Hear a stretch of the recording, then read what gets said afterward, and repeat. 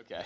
So I had a little problem with my slides this morning, so you're literally going to see my notes. So you'll get an insider view to how my brain works and also my handwriting. So sorry about that second part.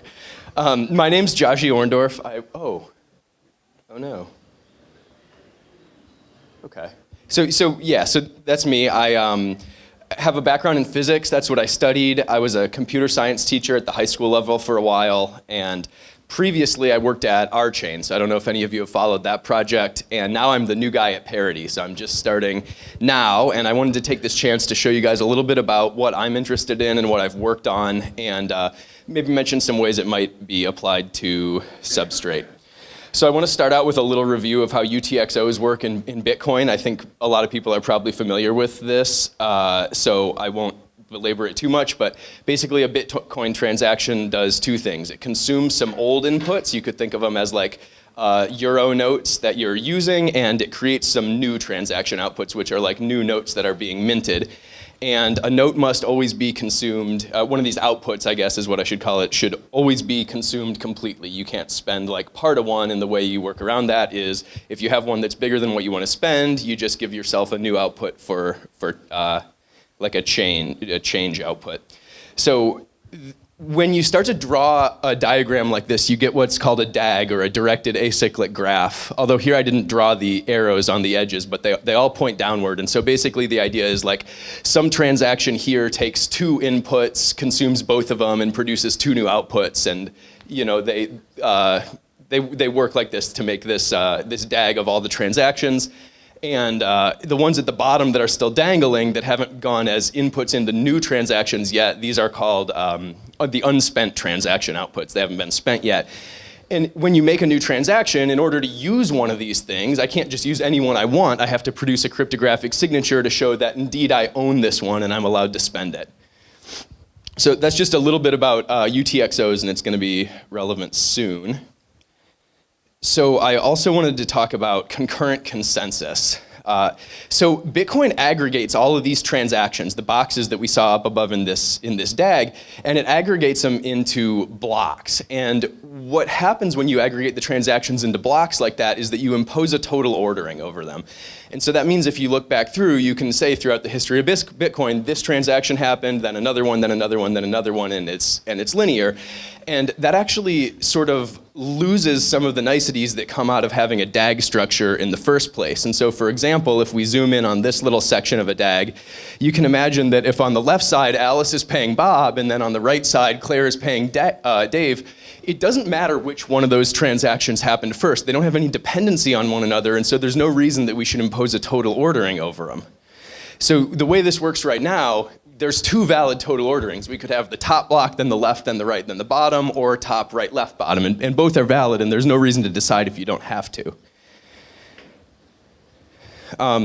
So two consensus algorithms that I'm interested in particular, one is called CBC Casper, which you've likely heard of, that's Vlad's brainchild, and the other one's called Casanova, which is popular in the RChain community but isn't widely known yet, but you can search for it, and if I ever get the real slides available, I'll have a link to that paper. And they're both DAG-based consensus mechanisms, and they both don't impose the total ordering, so that's what they have in common there. So, okay, let me talk about the pi calculus for a second, I guess. This is basically a computational model. If you're familiar with functional programming or the lambda calculus, there are some similarities, but it's a little different than that. It's a lot different than like the Turing machine or von Neumann architecture means of computing things too. And it's a whole interesting field that I could give a whole talk on, but right now I'm just going to give sort of the basics. And it works like this. In the pi calculus, there are two sorts of objects. There are sends of messages and receives of messages. You could think of it as putting a letter in a mailbox or taking a letter out of a mailbox. And every one of the sends and receives happens on some channel, and I've indicated that here with color. So like, this is a send on the blue channel, these are receives on the blue channel, sends on the pink channel, send on the green channel, etc. And so the computation happens when some of these things fit together. So for example, we could have what we call a comm or communication event where this send and this receive reduce together. Now this program that I've illustrated graphically is non-deterministic because there's a lot of different comms that could happen. In fact, there's 1, 2, 3, 4 of them. So pi calculus is a non-deterministic computational model.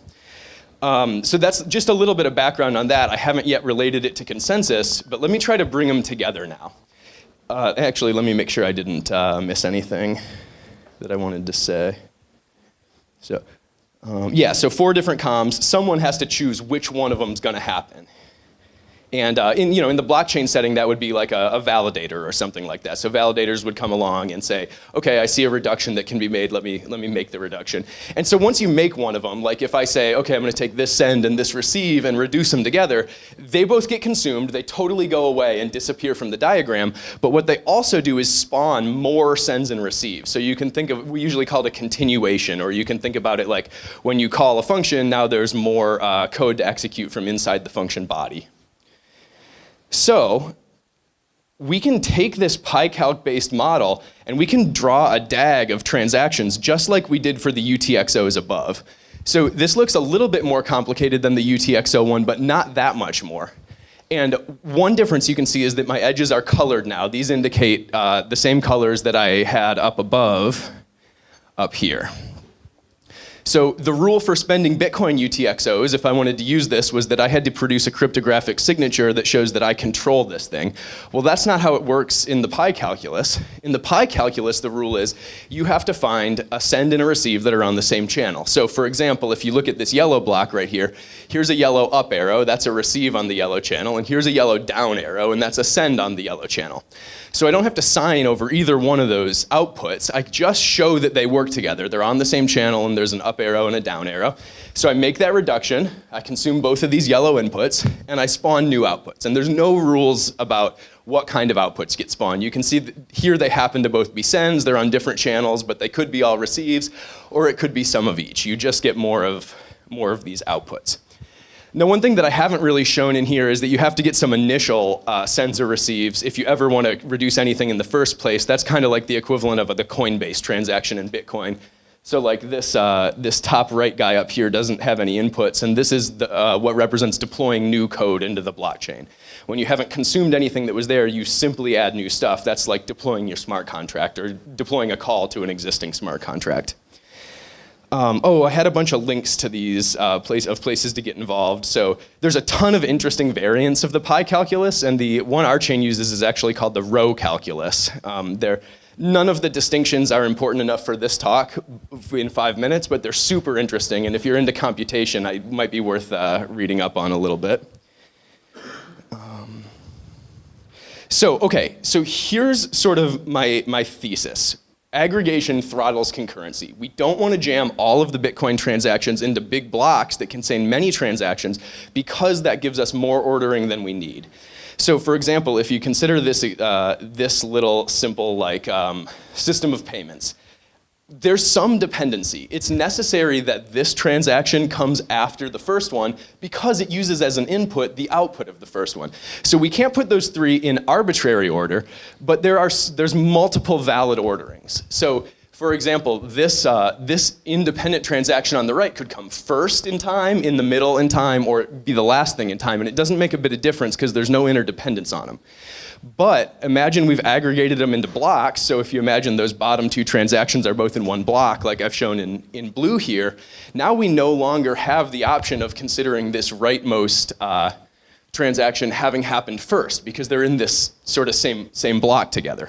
So that takes away some of the concurrency that we had to have. And what that means is that if different validators did this differently, if some validators tried to put the right transaction first, now we have a conflict and some of their work has to be thrown away or orphaned off the chain. And so we want to minimize that as much as we can.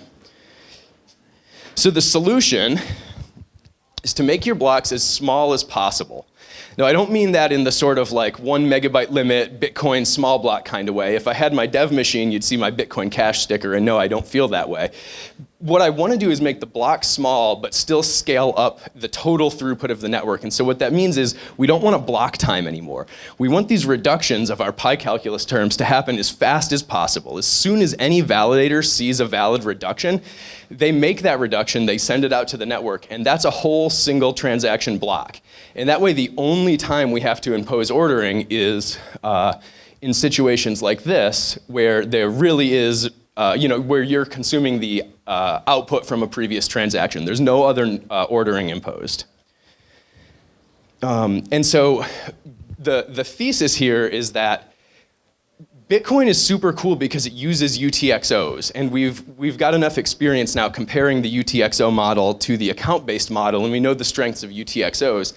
So it would be cool if we could generalize that to a smart contract platform, something that can do arbitrary computation while still keeping the UTXO model. And so my hypothesis here, and this not mine originally, but what I'm trying to tell everybody about, is that we can choose a computational model that allows us to treat our computations just like UTXOs. So we can get all the benefits of Bitcoin UTXOs along with the general computability of something like Ethereum. So there's a lot more stuff that I would have loved to talk to, such as like validator rewards. There's an interesting way to tack like blockchain rent onto this model. So some of these transactions would look a little different and would basically consume an output and create a new one with a slightly lower amount of rent on there that we could call rent collection transactions. There's this concept of zero-weight validators who can make these reductions and gossip them around the network without actually being staked in the proof-of-stake system.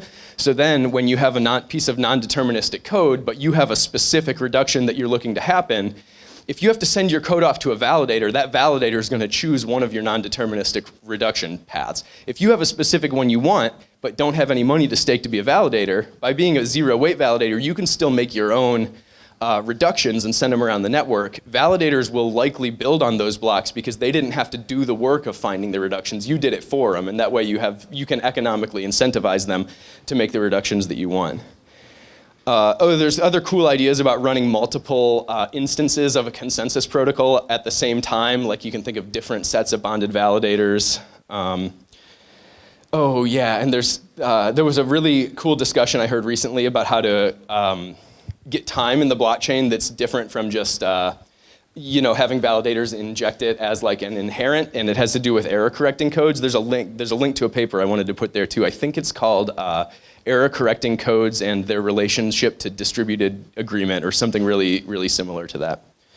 So that's my talk. I just wanted to introduce everybody to the idea of treating general computation like UTXOs and building a DAG instead of a chain wherever possible. So I'll take any questions if you have them.